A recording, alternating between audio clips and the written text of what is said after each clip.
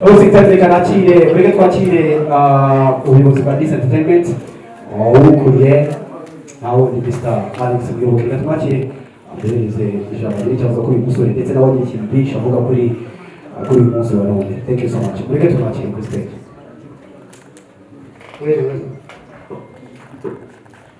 abasoza n'umukizi wewe uyu munsi ngira ngo ntabwo ndi butinde mu magambo ariko ndetse ndamwihangana hari byinshi umuntu aba akwiye kuvuga ariko ndavuga bikeya. Ndashima uyu munsi mba nshaka gushima kandi burya bidashimye ntabwo ari byiza. Ntabwo ndi butinde mu bintu kuri saa ngira ngo mwamubonye ni umuhanzi tumaze amezi agera ku 8 turi hamwe mureba tugacamo tukavugana ariko biza kugira igihe mbona ko umuhanzi ugiye kuba nakomezanya nawe nkuko n'abandi twagiye dukorana ntabirenze ariko nzi ko neza kuri Chris bizarenga kuko ndabishaka kandi barabishaka ko twakora umuziki ugera kure. Niyo mpamvu rero nahamagaye bamwe ntibanje sinzi impamvu ariko barabambwiye ko batari buboneke ariko icyo nashaka kubabwira ni ukubashimira mwashaka abari hano cyane cyane ngira ngo nahamagaye abantu natangiranye no mu muziki nabo turi hamwe uyu munsi ntibyari gukunda kuko igihe cya covid murabizi ko abantu bamwe basare baba bari guheba kubarira ariko mbona nifuza ko bari buze bagire mwe ndisegure ko sound bari kuduterwaho gato. Nababwira rero kuri siporo twahuye hari akantu ngira hashtag ngira yitwa ngo Rwanda ufite impano. Iyo mpuye n'umuntu ufite impano mushyira kuri social media Instagram nkareba namushyizeho aririmba ngira ngo narizi ko ndi bumushimire Ivry ariko niba munyese kuri Instagram ye nta Instagram yagiraga navuganaga na Ivry dushaka gutera igitaramo cyaramunyereka aririmbye mbwira Ivry ngo proteza sura ngira ngo abanza aririmba aririmbira abantu ngira ngo yagize barajyaga gukoresha Instagram mwabonye mujye mureba nk'iyo uriho abantu baba bagukurikira bari nibaza mu bana bato bajya mvugana nabo cyangwa abasore bato niba wagize abantu benshi tugenda nagize abantu 1900 bakurikirana ukuntu yaririmbaga bamusaba indirimbo ziririmbe muhamagaye ngo tuganire asanga azi gucuranga zirasima mubonye ubundi twatangiye ngukunda kwawe numbati avuze ingoma kurusha ibindi byose ariko nanjye usanga byose abizi. So ni umuhanzi tugiye gukomezanya uriya wari umuhanga ariko kwari kugira ngo nabereke uburyo afite impano. So nabwo rero ni ugushima hari igihe ngera aho ukuntu nabivuga ku bantu twabaye bamwe nabahamagaye waje murakoze mumbawe nazo kugenda bavuga mu mazina kubera yuko uyu muziki wa ibintu byinshi ariko bari hano mwese muri abanyamuziki abatari muziki muri abanyamakuru b'imyidagaduro abatari amakuru y'imyidagaduro aba DJ. So ndahera kuri Chris wansabye igihe kirekire ko twakorana ndabimwemerera na bande ngira ngo ya Dis mwayibonye ni bande nayo tuzagira igitiro nshinga miliyone bandi ifite abana bato barabona bose barangana ufite imyaka 20 Chris afite imyaka 21 ngira ngo ufite myinshi 22 cyangwa n'umwe nabo ni abana bato nabonye mbona ko dukwiye kuba twakora umuziki tukagira ikintu twongeraho ko dusanzwe tubikora. Rero hari ibintu tugira muri industry abo iki gihe wasanga ashaka kuba gutwika njye ntabwo njya ntwika nkunda kuvuga ikintu uzahagararaho. Amaze iminsi ndeba abahanzi ubundi corona yaraje nyereka abahanzi benshi sinzi na mwarabibonye mwebwe hari indirimbo nakoze yitwa Naryohewe nahurijemo abahanzi benshi good enough producer waje ko natamubonye Exxon beat yawe nawe wayikoze nahamagaye abahanzi ntabwo nifite amatelefoni yabo ariko nabahamagara kugira ngo baze baza abanyamakuru babazi cyangwa ababazi bahoza mu ndirimbo maze kwikora nibwo nabonye impano nyinshi ntigeze mbona ngira ngo twatangiranye barabize ntabwo twajyaga impano zikigezo dufite ariko uyu munsi hari impano. Ndashimira rero abantu twatangiranye nari nifuje uyu munsi kubana na Tom Close na Bayingana ndaza kubabwira impamvu na Jido na Masamba na Bubu abandi Rwema sinzi mbabwira lisiti y'abantu n'abahamagaye abantu bavuga ndababwira impamvu njya kujya muri uyu muziki iyo usanzwe wenda kujya mukurikira ibiganiro bacuruzaga amakaseti n'amafotora ariko amakaseti mu muziki zitari zaza yajyaga gukorana amasamba nawe akiri umujene akina nabo batari akiri muto icyo gihe. Ibyo ndibaza muri 99 mu bihumbi 2000 nari mu muziki ariko nk'ukunda just igihe cyaje kugera ndihutisha ibintu nagura na David Wayingana muri campus mbona na Tom Close mbona na Humble yamubona uri ufite derede zira uriya twariganye secondary yose twigana kaminuza ari we waje kumpa akazina kitwa Muyobokare Magagi ngira nickname kandi nickname nigeze ngira. Umuhanzi wa mbere namenye Muyoboke yazanye gasete ni Vidi Frank, sinzi niba umuzi, yari yaririmbye indirimbo yitwa ngo nta muhanuzi wabo. Ndashimira Imana rero, cyangwa se ndashimira ko Imana yahinduye amateka, uyu munsi umuhanuzi akaba ari uwacu. Hari indirimbo y'umuhanzi w'umugande Sinuka ivuga ngo basima ugenze cyangwa bashima ugiye. Rimwe na rimwe hari igihe tuvugira amatama tubona ibikorwa by'umuntu, tubona ibyo yagezeho sosiyete, tukabivugira inyuma. Yamara gucaho tukavuga tuti nyamara uzi kuriya mugabo uti jye yambaye n'igiceri cy'ijana, urumva. So it's good ko tuvuga Alex mu bikorwa akora byagejejeho umuziki nyarwanda, ibyo yatugezeho nk'abahanzi nk'uko yababwiye. Yamanaginze Tom Close, twese twari kuri kaminuza, byinshi twagiye dukora, yaba njyewe Tom Close ndetse na Alex. Good Enough project ya Muyoboke ndetse na Tom iba successful, agera kuri byinshi. Ndaza kwibanda kuri Tom Close mpamvu nakomeje kumbwira ndagushaka ahangaha kubana umunsi Tom Close ntabwo yizo ko niyo kunyita Alex, oya yanyitaga Manege. Abantu batangiye kujya bambaza ko se Manege amaregeza hoteli, Manege restaurant, ntibamenye ibyo ari byo. Izina muza kurimenya mwese, n'abandi baza kujya barihamagara kugira ngo tuze mu muziki nk'uko mwagiye mubyumva. Ndamushimira cyane kubera yuko hari ukuntu abahanzi bajya mu bintu guhereza inspiration. Tom arayimba kugeza kuri uyu munsi, ntazibana zitamo umwanya wahembe ariko avuga mu Kinyarwanda, ariko igihe cyarageze dusa nkaho dutandukanye mu mikorere, ariko nk'umuntu twabanye najyaga mu buri munsi umwe ryo bikari ko tuzi Kigali twaje mu nzira imwe, ntabwo yigeze aturuka mu majyaruguru cyangwa amajyepfo, twaje duturuka twese burasirazuba, dutuye no mu murenge umwe. Ngira ngo icyo cyamaga umufuzo gukorana nawe nari sanzwe nanamuzi no kuva kera, ndabara famiye ye yabaye kuraje gukora ibintu. Naje kuvugana David Bayingana ndagushimiye nawe, twagendanye ingendo nyinshi muri bisi za Jamba. Hari akantu tujya tubabwira ukuntu twaje muri Jamba, abagiye muri bisi turi ahantu hatarimo idirishya ritarimo ikirahuri, ariko ndashima Imana uyu munsi ntabwo mwagenda na bisi, dutega indege ziri kupasi ivuye n'indege kubera ko twarabikoreye kugira ngo tugere aha ngaha. Twagiye muri bisi, twigeze kugenda muri bisi, muri bwagiye bisi zavuga 2008 bisi yari baranguye inshuro ntazi umubare urimo na Tom Close. Ibyo ntabyo munsi baraturika abantu ko twapfuye, njya mu bitaro nasohotse mbere Tom Close ni ayoke, ibyo jambo mberuka navuze nituruye no bitaro barara Tom ari hejuru. Ibi byose ni ibintu twagiye ducamo. Tom yaje kuba umuhanzi w'icyitegererezo, nza guhura n'uyu mwana ari we muhanzi akunda. So icyo gihe cyose rero cyagendaga kimwe kuvuza kuba uyu muziki ubanagira ikintu mpinduraho. Hari ibintu by'abakande barabyibuka abakongomani, ariko ndabizi neza ko twabirwanije kugeza kuri iki gihe. Iyo bagiye kuzana umuhanzi amuterekaho abanyarwanda ari kwishimira nawe kugira ngo umuziki wacu tuwuhinde kandi birashoboka. Muyoboke namwita impirimbanyi y'umuziki nyarwanda.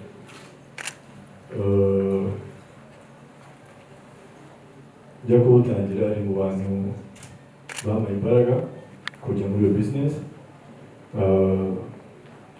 Nicyo kintu navuze cya Tom Close kibiri mu kintu cyatubayeho iyo tutaza kuba turi abantu bafite uwo mutima, kuko umuziki nyarwanda ni business igoye cyane kumva, igoye gukora, igoye kumvisha n'abayobozi. Ni ibintu duhora tuvuga twese ku maradiyo, murakina indirimbo zo hirya no hino, ni iki babaha, ni iki babamariye, ni iki babafasha. Ko twebwe tugiye muri ibyo bihugu ntabwo twiyumva, kuki muvunika? Murashishikara, murapromotinga, murapostinga, murashishikara why? Kuko twebwe nta muntu n'umwe udushishikarira. Ujya mu bihugu by'abaturanyi wabaza umuhanzi ngo ntabwo tuzi, wajya muri club zabo, wajya muri bar, muri restaurant bakina ibintu byabo. Ibihugu byose duturanye ubu bari gukina ibintu byabo. Ntabwo mvuze ngo turi ku muziki w'amahanga, ariko niba buri gihugu kigomba kwigira, na Covid uretse no mu muziki no mu bushobozi yarabitweretse ko tugomba kwigira. Ni igihe cyiza cy'uko twese dufatanya, itangazamakuru, abategura, abahanzi, cyane cyane ko umuziki dufite ni mwiza pe. Ubu kugira ngo uzumve umuziki wo mu kindi gihugu mu modoka biragoye, cyangwa muri club. Njyewe personally dufite umuziki mwiza, dufite sound nziza, dufite abaproducer beza, dufite impano nyinshi nziza. Ubu ngubu simbona impamvu umuntu yawestinga time ye ajya gukina iriya agakurikiza hiriya, afite n'umuntu tukumviye nijoro tukumviye, iyo byari bikunze 100% tukumva iby'iwacu, byaba ari amahire. Ni nabwo bwa bushobozi ku muhanzi buzazamuka. Chris, karibu mu muziki. Umuziki ni urugendo umuntu agira igihe cyo gutangirira ariko atajya asoza. N'ikimenyimenyi ngira ngo Masamba avuye hano kubwira ibyo se yamubwiye, ariko se twamusebye hakiri umuhanzi. Umuziki umuntu awubyariramo, akawukuriramo, akawusaziramo, ariko igituma nyine awusaziramo neza n'izo nama 3 bamuhaye. Zose uzikurikije uko yazikubwiye zizatuma nawe hari igihe uzahagarara nk'ahangaha ukagira abandi batoye inama kandi bakakumva. Nuzikurikiza bizatuma ubona ikigutunga. Hari umuntu umaze iminsi nkunda kumva ibyo avuga, niba avuze yuko Imana irema abantu ku isi hari miliyari zirenga 7 z'abantu, buri umwe yagiye imwohereza impano izamufasha gusabiriza ku isi. Wowe ikigaragara cy'Imana yaguhaye impano y'umuziki, wenda hari n'izindi nyinshi, ariko dukurikije ibyo twabonye ushobora kuba umukire, ushobora gutera imbere, ushobora kubaka urugo, ugatunga umuryango, ugatunga abana, ugakiza famiye yawe, byose ubikesheje umuziki. Kugira ngo ibyo rero ubigereho n'izanama 3 bakubwiye. Ndashimira Muyoboke manager. Twatangiranye urugendo by'umwihariko kuri jye, tunyurana muri byinshi. Ababwiye accident twakoranye i Bugande, najyaga numva accident za Jaguar, ariko uwo munsi nanjye narayibonye nk'uko yabibabwiye. tuyikoze twaciye mu kirahuri cy'imbere kwa shoferi ko cyari cyamenetse. Ikintu cya mbere yambwiye yarambaje ngo meze neza, ndamubwira ngo meze neza. Mu kanya gato yabaricaye yatangira gutaka umutwe, tumujyana kwa muganga. Buriya i Bugande ntabwo bimeze nko mu Rwanda, kugira ngo ubone serivisi z'ubuvuzi biragoye. Kubw'amahirwe dusanga nawe yakubise umutwe nta kibazo kinini afite. So twanyuranye mu bikomeye, twanyuranye mu byiza. Ndibuka ntwara award ya mbere yari award y'Ubutare muri kaminuza. Hari umuntu najya nkunda kuvuga izina w'umuhanzi bakundaga guharira anca amazi, Muyoboke akamubwira ati nyamara uwo muhanzi uri guca amazi uzabona ibye. so mu by'ukuri yigaga muri kaminuza icyo gihe awadi yaraje iza narakoze indirimbo nyinshi naramenyekanye ngira amahirwe ndayitwara ndetse n'izindi zaje kuza nyuma za Salax za PGGSS zose ni ukubera umusaruro w'ibyo twakoranye turi kumwe. Ni Chris Hart mbere na mbere murabona ko dufashe umwanya ari ukuntu twari tugiye mu zindi mpamvu turamwibagirwa hano ari umunsi we ariko nabyo byari ngombwa bo Masamba dufite amahirwe turagufite ubu niba ubyibuka hari igihe twibazaga igihe uzaba umusenateri none ubu urihigiye ubundi niba ubyibuka neza twari dufite ubwoba kera ko amabaruwa yacu azagarukira muri posita ntagere kuri aderesi neza none ubu tuyijyanira aho akwiye kujya so niba hari Chris hakaba hari Masamba murebe hagati aho ngaho ikintu kirimo ni kinini cyane ngira kwifuza yuko twafashanya ngewe hari ibyo nifuza kumenya mbikuye kuri Jido nk'umuntu umaze igihe ariko nifuza ko nanjye hari icyo nakuraho nuzuza undi niko dukora full circle niko dukora uruziga rwuzuye muri rusange so kuri media nanjye niyo niberamo cyane ni uruhare rwacu gusa nshimire Muyoboke Alex Muyoboke we ntabwo nabivamo Tom arabizi mwana Tom uribuka twicara kuri Jaguar idafite ikirahure inyuma gutya twiciye muri bisi idafite ikirahure kwidirishya kwa kundi kwipina noneho nini wari ufite ikote rinini tukajya dutizanya iminota 15 bakajya kwidirishya igihe wazanye ikote yawe none wajyaga kwidirishya yambara ikote abandi bakamugira uruhande mu minota y'undi yagera nawe agashyuha n'undi agakonja ambara ibirometero 500 isaha ariko byose byari kuri music so Chris uriya muvandimwe Tom Close yafunguye amarembo twerekeza mu karere kose muri rusange ndavuga muri modern music tugiye muri mama w'abana hafungura bakitoko nabo barakurikira hariho banufa nabo barakurikira tugiye mu bakira bo byinshi hari information tudafite ariko ikigezweho niba ari wowe hari ndakeka wakurikiza ibyo bakuru bawe bakubwiye nicyo navuga kuko star ni kimwe n'ubuhanzi n'ikindi so ngenda bashimiye cyane rero umuyobozi wakoze cyane umunyarwanda arabaze ngo uzajye kwitura ukora icyo bita ubutasimfura wahisemo neza gutumira imfura n'izigize amagambo akoze atende gasubire kuri manager Muyoboke ladies and gentlemen David Bayingana kamubaze akano kabazo karakureba karebe Bubu karebe Tom Close karebe Humble karebe Mr. Masamba kuko akora muri entertainment nawe ikigo gikuru entertainment mubona umuziki wacu nyarwanda iyo ugiye muri ibihugu byo hanze tugiye muri Tanzania ngira ngo dufite Rosary she can represent female artists but it's hard time bari kuryamira bari abakobwa mufite connections zikaze Pius na Muyoboke mukize hamwe na David Bayingana na Rwema ndabizi ko mwazana ikintu gikomeye muri entertainment haleluya mugere babwire niba ibyo Pius apana Muyoboke mugene mu bipfu kwanyu ariko for the music industry entertainment mubabare mukorere hamwe ukuri cyane cyane Butera Knowless yagarutse ubu yabarenze they are my friends ariko Knowless yagarutse neza Platini yagarutse neza ntabwo yacitse intege murabona abahanzi bose maze igihe bifite ku mutima niba mukeneye n'inama ikigo gishinzwe music mu Rwanda nihashaka hazaho ikintu cyitwa Rwanda Museum nk'iriya Kigali Arena izabeho ari umuziki nyarwanda ku buryo harimo igipapuro nk'iki cy'abahanzi ba kera bitabye Imana R&B bajya mu nzu yabo hip hop babashyire gutya afrobeat ni gutya abari gutya ku buryo Wizkid naza mu Rwanda cyangwa Davido azajya kuri Kigali Arena ayo Rwanda Music cyangwa se Rwanda Museum n'igitekerezo mbahaye Wizkid agasiga amafaranga mu gaseke azafasha abahanzi bacu batakigaragara muri music industry so byo bitekerezo bana muri hano kuri entertainment leta izadufasha iratwumva mwandike iyo leta mwitwa umushinga geza aho ngaha Kuzereka nziza cyane yumva ariko n'ibintu mara igihe ngo mazarika kuri YouTube cyangwa niba posting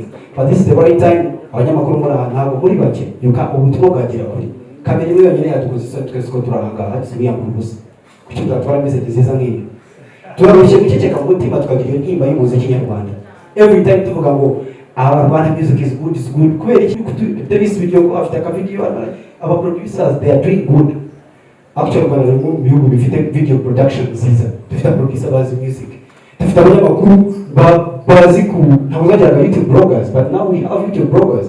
DJ abakobwa ubu DJ cyusa abakora entertainment nawe bubureka gusaba akantu kamwe aba MC bari mu Rwanda bashoboye pe ndabiza cyo gutera ko kubwira ngenda ashaka itape ndashaka MC team ariko nabwo mu ba MC bashoboye ngewe nakora content nakora class nakora entertainment nubwo bayobozi ko wenda ntabwo tuziranye cyane ariko maze kumenya but abandi muri yonge bose nziko shoboye. So uzabite muhindura aba MC muhindura aba DJs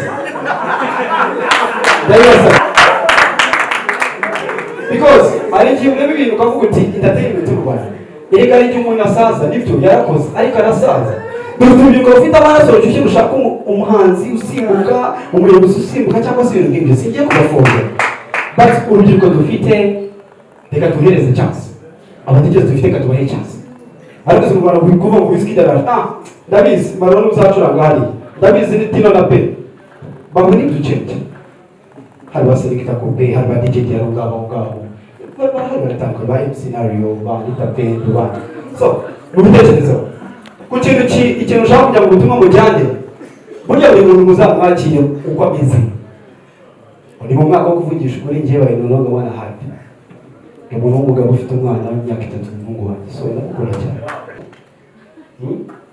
so icyanyuma rero nibyo icyanyuma cyanjye ngiye kubasaba masaba nyaboneka uzafashe tuvugane muri leta kigarane n'abayihaye ikibuga Stade Amahoro bayihaye ikibuga ariko dufashe tuvuganire muri leta hariya n'abanyamakuru badukuriye n'abantu bakuru umuziki nyarwanda badukorera inzu imeze nka Kigali Arena muri ibi bireba.